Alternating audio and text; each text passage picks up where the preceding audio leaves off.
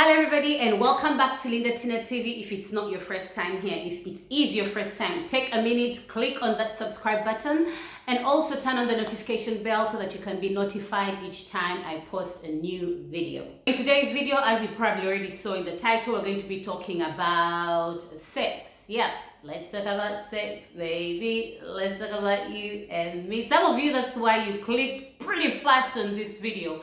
So on my Instagram and right here on YouTube, I asked you guys if you wanted us to discuss some topics surrounding sex.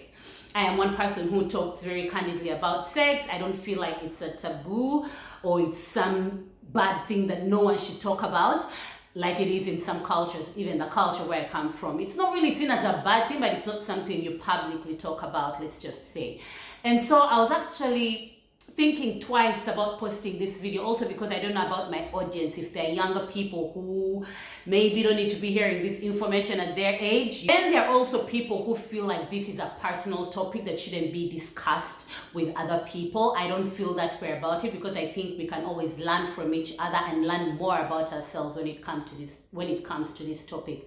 And so I have questions here that you guys asked, mostly from my Instagram. If you're not following me on Instagram, those are my Instagram names right on the screen. If you see me looking down, it's because I'm reading the questions. So let's dive right in. First question. This one went right in. Sex on the first date, yes or no? I feel like it's a personal decision and there's no right or wrong. I know that some people will say a man is not going to respect you as a woman if you have sex on the first date, but there are relationships that have lasted longer when they had sex on the first date or even drunken sex. I don't know. So I don't feel like there are rules to it. What is important is, one, there is consent. Obviously, these are two adults who both want to do it. And then the second thing is you have to keep safe, or maybe that should be the first thing. You have to make sure you're safe because you don't know the history of this person when you meet them on the first date. Most likely, you don't know much about them, where they've been, who they've been with. So you really want to keep safe. But there are no rules. If on the first date it feels good and it's natural, it's not forced, you don't feel obliged to do it, go ahead. Do whatever you feel like. Next one. Hey Linda, do you have any advice on body confidence in the room? Body confidence in the room is something very, very sensitive, especially for us women. And then women who have had changes to their bodies, like after children. I have experienced that, so I know exactly what it means. But even women who haven't had children, even men, there are men who are not confident in the room. The only thing I can say about that is love yourself first. Now, I'll tell you something. Most times, the things we are insecure about, those people that we are going under the sheets with don't even see them. They don't even recognize them. Especially in the heat of the moment when things are happening, your mind is thinking about other things more than how someone really looks or what's falling off their bodies or whatever. What I'm trying to say is our insecurities are mostly from within us. So I think before you can be confident in front of someone else, you need to love yourself first. And loving yourself doesn't mean you need to be perfect.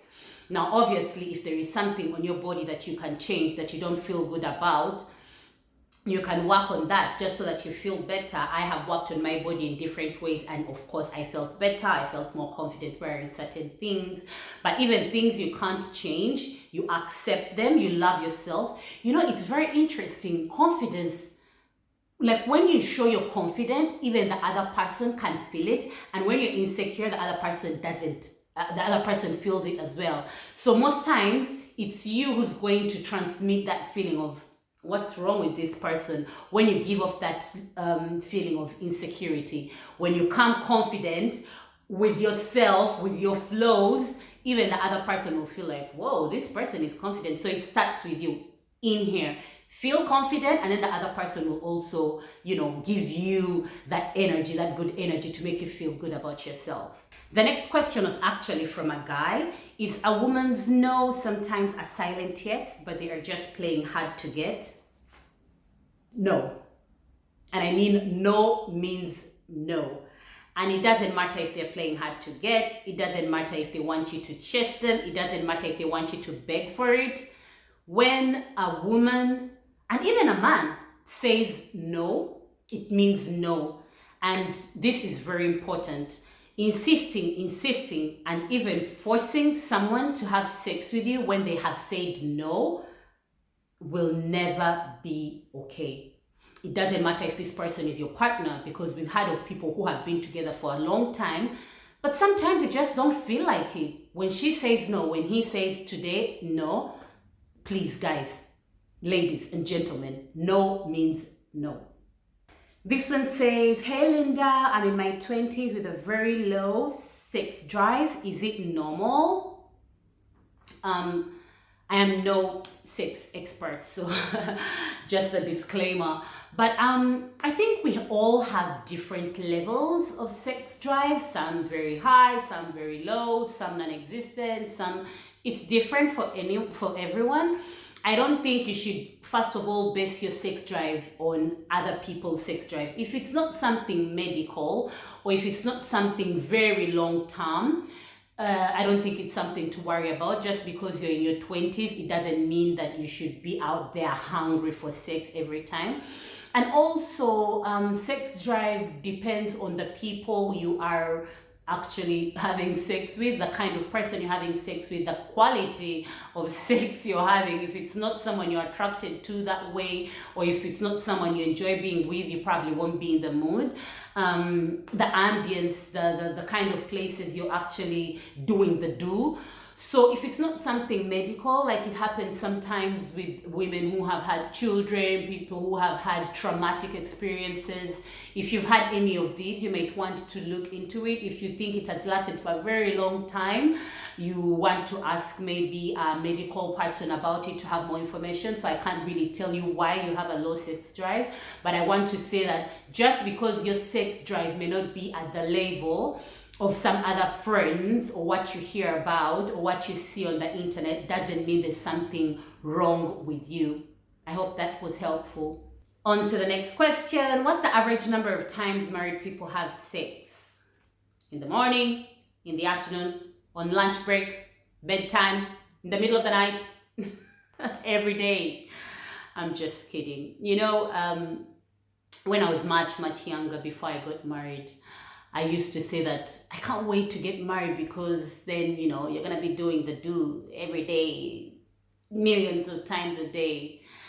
The reality is a little different. Now, I am not going to speak for all married people, and I'm not going to speak for everybody, because, again, sex is different for everyone, for every couple.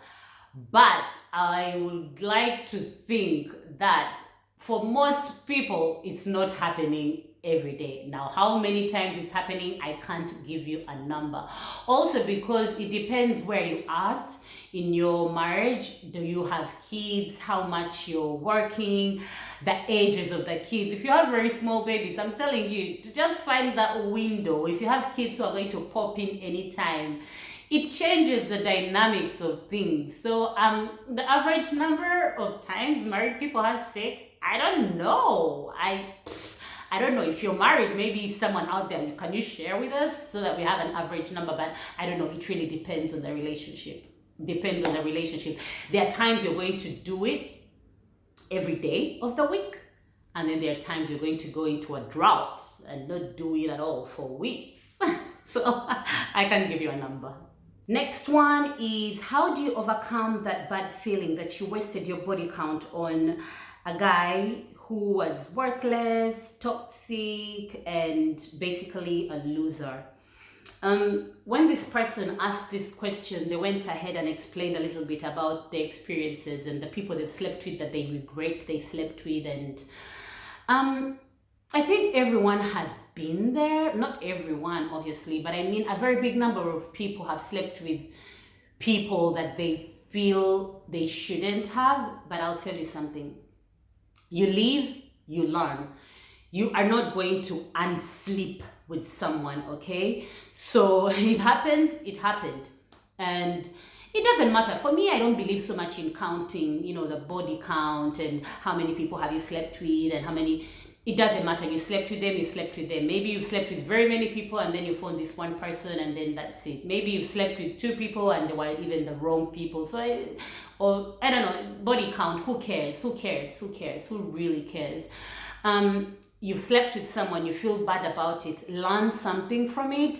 Know that, okay, sometimes things work, sometimes things don't work, but maybe for my next relationship, if I jumped into the other one, maybe this time I'll wait a little longer. If I slept with the other person too soon, maybe this time I will wait a bit and try to know this person better. But guys, there are no formulas to this thing. So it's probably going to happen again. If the person you're going to sleep with next is not the person you're going to spend the rest of your life with, it will probably happen. And I don't think you should regret, because in that moment it felt good. It probably felt good and felt right. And that's why I feel like even if you're going to have random sex, whatever it is, I don't judge anybody for the kind of sex they're having. Just be sure that in that moment, in that exact moment, it feels good, so that you don't have to feel very bad about it after. Like after, even if you break up and things don't work out, you're like, well, at that time it was good. So I don't know if this was very helpful, but I just want to say that you can't undo it, so you live and you learn from it. Oh, and we're already on our last question. Is it okay to have sex with someone you don't feel a connection with while doing it, even if conversation and everything else is fine? Like all the other questions I've tried to respond to, it's really a personal decision. I know I've said this very many times, but it just really is, because sex is just really a personal thing. It's different for everyone. Personally, speaking for myself, I don't think I can be intimate like that with someone I feel nothing for, because I feel like putting my body together with someone means I have opened a certain part of myself to this person that goes beyond conversation. I need to feel a certain attraction, a certain way towards a person I'm going to go in bed with.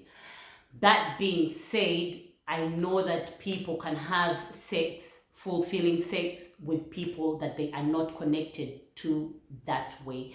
And that's fine. I'm not judging. So this question was, is it okay?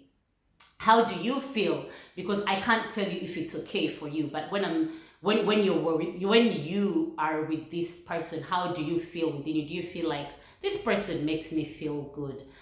I would like to know what it's like to have my body close to this person. If it feels good to you, then that's fine. Do it. But if within you, you're already asking yourself these questions, I'm not attracted to this person sexually, but the conversation is right. You're already asking yourself questions. So maybe that's something to think about. I don't know if that makes sense. So if you're going into it and you're going into it naturally, because you may not have this crazy attraction to this person, but things are happening naturally and they just happen, then let things happen naturally. But if you're questioning yourself already, you're probably going to feel like that person who asked the question before. You're probably going to feel bad after, because you're thinking, I just wasted my body count on that person who I felt nothing sexually for, but just because they had a good conversation. I don't know if this person also meant going into a serious relationship with someone who has good conversation and everything else is nice, but you're not attracted to. I feel like if you went into a serious relationship with someone you're not sexually attracted to or physically attracted to, you would eventually start getting bored, because sex is a big part of a relationship, guys. I don't know about you guys, but I feel like it's a very important part of a relationship. So just because everything else is fine doesn't mean that you can neglect that part, because then at the end of the day, you will need that part as well, and there'll be no way of turning back, because you can't force it. You can't force chemistry. You can't force a good sexual relationship. You can work on a few things, but you can't force it from the beginning. That is just my opinion. So yeah, we've come to the end of this video. I don't know if you guys have more questions. If you have more questions, just leave them down in the comment section. We can talk about them in another video. And I hope you enjoyed my opinions. These are strictly my opinions. Disclaimer, I am no sex expert, no sex therapist. I'm just winging it as well in my world. So have yourselves a good day. Bye-bye.